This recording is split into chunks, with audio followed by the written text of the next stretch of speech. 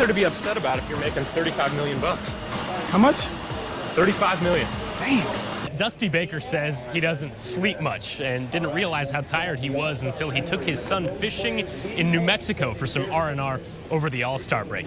One thing keeping him up at night, what to do at third base. The book Game 6 by Mark Frost tells an interesting story. There was a camera operator behind the Green Monster who was dealing with some kind of rodent, and while he was trying to shoo the rat or the mouse away, the camera actually followed Carlton Fisk down the first base line by accident. A famous shot, one that's part of the mystique of Fenway Park. It's way too early to start printing off playoff tickets, obviously. Adding more bats can still happen, but is this Reds offense built for a run in October? Reds owner Bob Castellini is not about to open up his checkbook for right around $100 million this summer to build for the future. Mitchell says he had a hard time during the day thinking about his grandpa, so he started making this journal at school with a couple of passages. Hey, Pete, you're going to love this. I'm student of the month for Fort Wright. Pete, ever since you died, I've been worrying about you every day. I love you, Peter. No dorms at Georgetown anymore. For the first time, camp will be in Cincinnati at Paul Brown Stadium. The Phillies left the line score up long after the fans here at Citizens Bank Park had gone home. The Zeros tell the story of a dominant performance by Halladay, and one in which he joins Don Larson in the record book as one of 2 pitchers in the history of Major League Baseball to toss a no-hitter in the postseason. Toughness, grit, determination, all out, all the time desire. These are words and phrases in pretty much every basketball coach's vocabulary, especially Mick Cronin's at UC. This guy used to walk the sidelines here at Roger Bacon.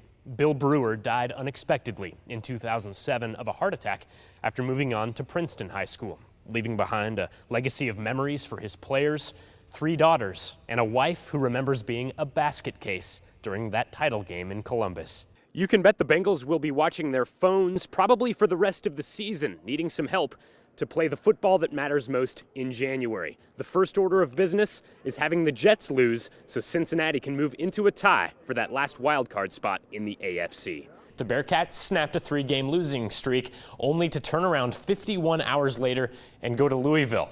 Bracketology, NCAA tournament projections, scoreboards, the coach doesn't want any part of it. Here in Washington, D.C., the White House is, of course, where the president and his family lived during his term as commander-in-chief. And Barack Obama is a big college basketball fan. He, like a lot of us, put together an NCAA tournament bracket with one pick in particular that caught the attention of the Bearcats. UConn over UC in the second round to move on to the Sweet 16. The starting pitching was lights out, especially going up to the All-Star break with that trip on the West Coast.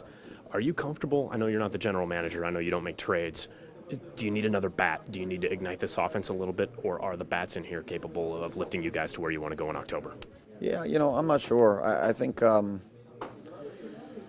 it's definitely a tough call. I mean, we've had at times trouble putting runs on the board. In the UC football locker room, the nameplates point to the future of Bearcat football, and one in particular, kick returner Ralph David Abernathy IV, holds a prominent link to the past. I have a dream today. To a time when Dr. Martin Luther King Jr. led the push for civil rights in the 1960s. Everybody has their cross to bear. Mine just so happens to be the Abernathy name. So I'm blessed and I'm truly honored to have such a man that changed the course of history as so close to my family. Ralph Abernathy died in 1990 before his grandson was born. A civil rights pioneer in his own right, and one of Dr. King's closest friends and confidants, the two shared room 306 at the Lorraine Motel in Memphis, Tennessee, on April 4th, 1968, when King was assassinated.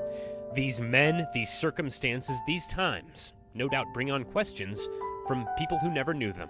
No matter death threats, no matter the family issues, whatever they went through, just what made them continue to say, I'm gonna take a stand for what I believe in. I'm held to a higher standard than the normal 19-year-old because my name is Abernathy. That one mess up that the typical kid might have, I'm not allowed to have because I might end up on the news talking to you. This wall outside the Bearcats locker room chronicles UC's bowl history that dates all the way back to the 1940s, but not one time until this season had a UC kick returner taken one all the way back in the postseason. What's going on here is Abernathy with a nice-looking return. I saw Hole follow my blocker. And he has a chance to go all the way. Until this year, in where else but Memphis, Tennessee, the grandson, Abernathy IV, took one back 90 yards against Vanderbilt, a history maker for the Bearcats, to put UC in front to stay in a 31-24 victory that brought this home in the carry-on luggage. But it was good for him. His family was there. And obviously, being in Memphis, it was very fitting for him and his family to be able to achieve what he did, and it was awesome. And amazing, perhaps, the way things work out, that the city of Memphis, Tennessee can connect generations of Abernathys together for two very different reasons. In Cincinnati, Zach Wells, Local 12 Sports. Get your programs, baseballs, bats, and hats. Bailey continuing to stay right on the outside part of the plate with Michael Bourne. While the Cowboy does the play-by-play, for this man, headphones are as much a must-have at the ballpark as his walking cane. I pretty much knew, go for it now, or otherwise I might never get the opportunity. And Reggie Deal knew it was time to chase his dream of visiting every major league park when life insurance money came in unexpectedly.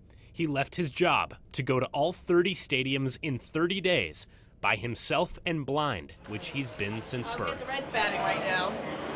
having survived a cancer scare, I already knew that, when you've got a chance to do something in front of you and you don't take it, there's no guarantee that you're going to have next year or the next 25 years in front of you, so take your chance while you have it.